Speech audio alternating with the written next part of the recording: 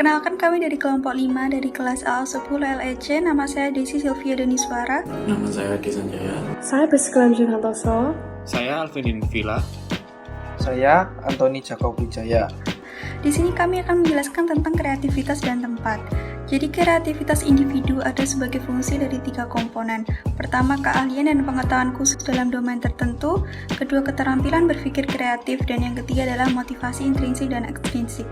Lingkungan sendiri memiliki pengaruh yang kuat terhadap kreativitas dan penanaman budaya kreatif.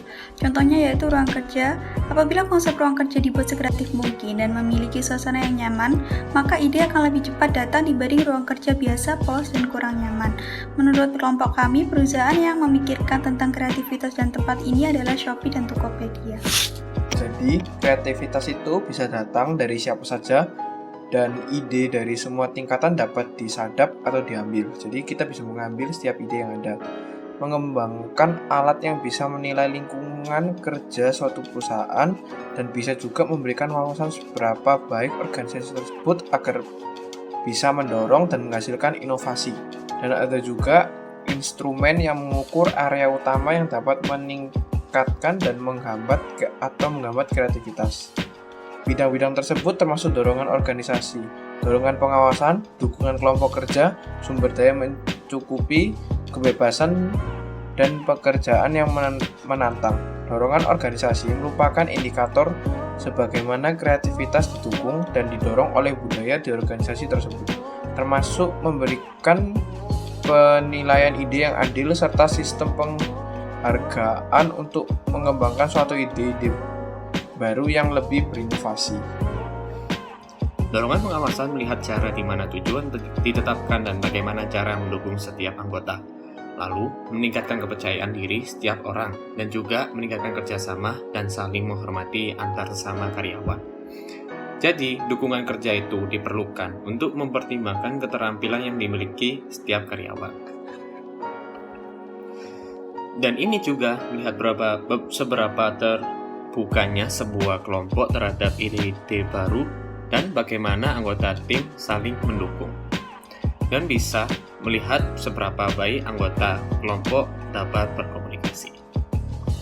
Lalu, sumber daya juga dapat mempengaruhi setiap kelompok dalam menjalankan kerjaan mereka. Sumber daya yang dimaksud adalah dana, bahan, fasilitas, dan informasi. Lalu, ada juga 2 komponen yang menghambat dan membahayakan kreativitas, yaitu hambatan organisasi dan kedua tekanan beban kerja. Hambatan organisasi termasuk politik internal, persaingan internal yang merusak, penghindaran risiko, dan kritik keras terhadap ide-ide baru. Tekanan beban kerja melihat seberapa realistis atau tidak realistis tenggat waktu dan adanya gangguan dari produksi karya kreatif. Seperti contohnya, perusahaan biro iklan. Perusahaan ini pasti memiliki rutinitas sehari-hari di mana pekerjaan diselesaikan dengan tim yang bagus dan juga pengaturan yang sudah dikenal.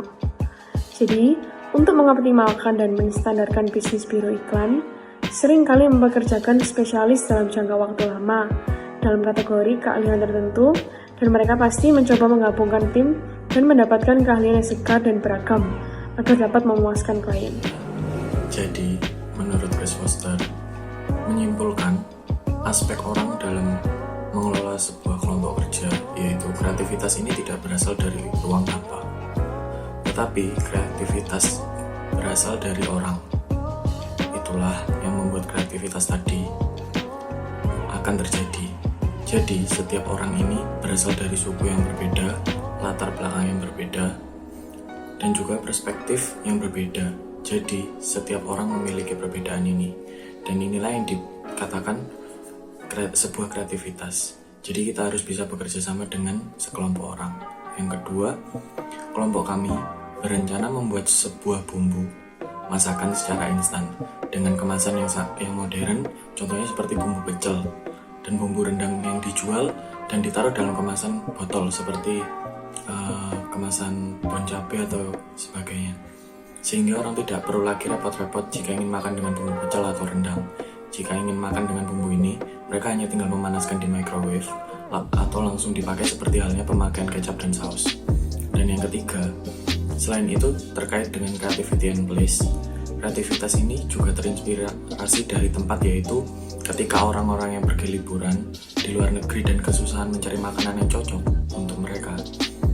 Karena biasanya kan lidah-lidah orang Indonesia itu agak susah ya buat makan di luar negeri atau di tempat orang lain gitu.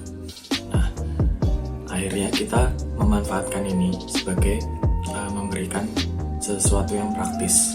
Karena jika kita menyiapkan bumbu pecel atau bumbu rendang secara botolan, itu lebih praktis untuk mereka. Mereka bisa menaruh di tas karena kemasannya yang praktis dan simpel, serta tidak memakan tempat yang terlalu banyak.